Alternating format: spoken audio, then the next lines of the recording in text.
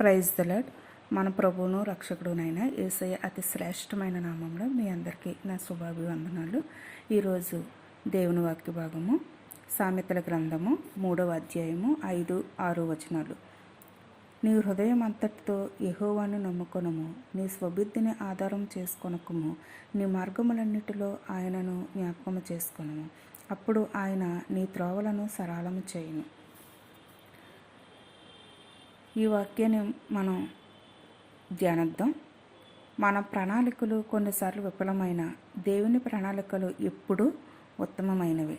మన ఆలోచనలపై మాత్రమే ఆధారపడకుండా ప్రతి నిర్ణయంలో దేవుని కోరినప్పుడు ఆయన సరైన మార్గంలో నడిపిస్తాడు. ఆలస్యం జరిగిన దేవుని సమయం ఎప్పుడు పరిపూర్ణమైనది. ఆలస్యంలో దేవుడు అద్భుతం చేస్తాడు. కాబట్టి మన స్వబుద్ధిని ఆధారం చేసుకొనక ఆయన త్రోవలయందు నడుచుకుంటూ ఆయనపై ఆధారపడదాం. ఈ వాక్యము మన జీవితంలో నెరవేరులాగున ఆయన కృపలో మనం ఎదగాలని చెప్పి చిన్న ప్రార్థన చేద్దాం. మా ప్రభువా, మా దేవ, మా హృదయం అంతటితో నిన్ను నమ్మే విశ్వాసాన్ని మాకు అనుగ్రహించండి. మా స్వంత ఆలోచనల కంటే మీ చిత్తాన్ని వెతకడానికి సహాయం చేయండి.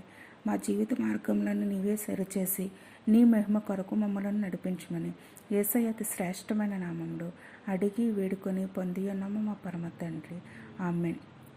ఈ వాక్యము మీకు ఆదరణ కలిగించినట్లయితే దయచేసి హోప్ ఇన్ జీసస్ క్రైస్ట్ ఛానల్ని సబ్స్క్రైబ్ చేసి షేర్ చేసి లైక్ చేయండి. దేవుడు మిమ్మల్ని సమృద్ధిగా ఆశీర్వదించును గాక. ఆమేన్.